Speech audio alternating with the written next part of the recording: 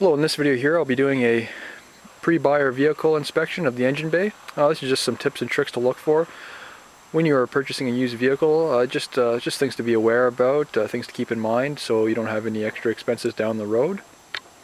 First, what we want to start by doing is actually popping the hood itself. Now I'll just show you that in a minute. I've already done this, as you can see on the video here. Now for opening the hood of a vehicle, normally what you want to do is head to the driver's side of the vehicle, and you look for a hood latch release. This one here, it's located right on the side panel. Sometimes they're located under the steering column itself. It depends on the vehicle. Normally they're located right in this location here or to the center. I've actually never seen them in the inside, closer to the words of the center console itself. They can be also labeled with just a hood image that says for a pull. Now once you've released the latch inside the vehicle itself for the hood, you'll want to search for the secondary latch. This is usually just a safety feature. Most vehicles are installed with this. And it'll be somewhere within the grille itself. So it can be around here. Usually it's around the center roughly, or it can be just on top of the grille here. Now sometimes they are connected to the latch assembly itself. Other times on this vehicle here, they're actually connected right there, so you actually have to just pull that tab up and it just releases the hood so you can actually open it. And once you've done that, you want to look for a hood prop, which is normally located right on the center here, and we're just clipped into that little clip here, and it continues around. So you pull that up. You want to search for a little hole which it pops into.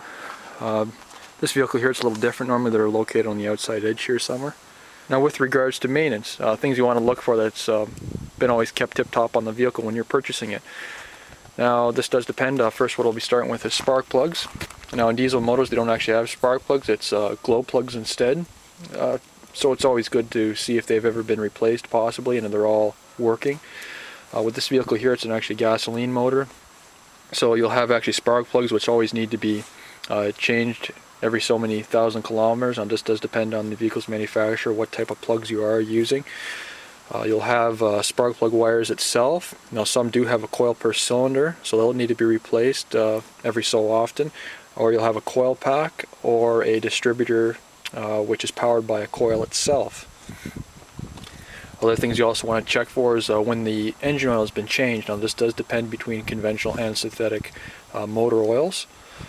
Other things you want to look for is your serpentine belt itself, then a tensioner, and then any of the idler pulleys which go onto that. Sometimes the bearings do go, so you'll have to keep on top of those also. The serpentine belt can also crack over time, so it's also something you want to keep in mind.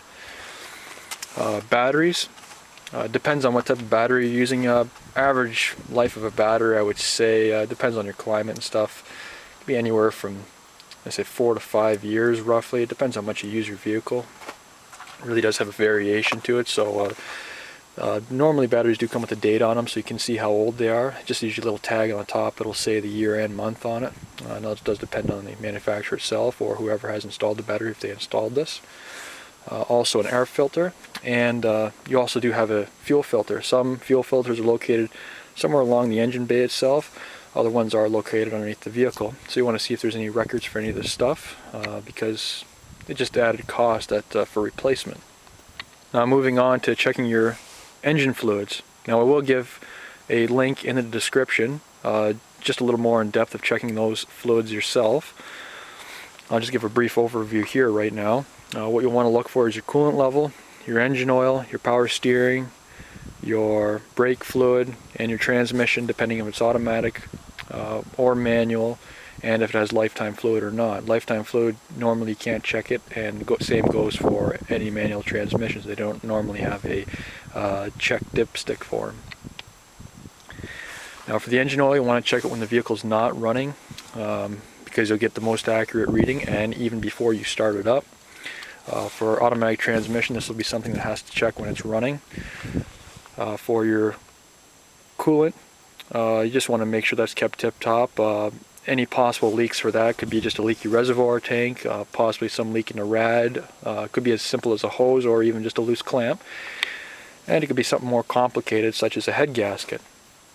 Now with power steering, sometimes it could be just as simple as a hose or a clamp. Then other things you can get into is maybe even your power steering rack is leaking or the pump is leaking itself, something more costly to fix. For your engine oil, it could be something as simple as a gasket on the pan itself. So you want to just keep that in mind. Then you can move on to, say, it could be a valve cover gasket on top. Could be a hose possibly leaking, maybe a return line if your vehicle is turboed or not. Now you can get something a little more complicated, which your engine is actually using oil itself, so it's actually burning it in the cylinders. When your vehicle is up at operating temperature, what you want to look for is somewhat of a blue haze in the smoke. Now it is harder to show because it's something that's more for the trained eye, but it's just something to always just keep in the back of your mind just in case. And that's basically what you'll have to do, is actually a full engine rebuild if it is the rings leaking. Then what you want to check for here is your brake fluid. Brake fluid, now it can be leaking in the master cylinder. Maybe something as simple as, all fluid does go down over time. It's perfectly normal, but any excessive amounts is something to worry about. You could even have a caliper leaking or a cylinder leaking in your drum brakes, and sometimes it could even be a brake line leaking itself.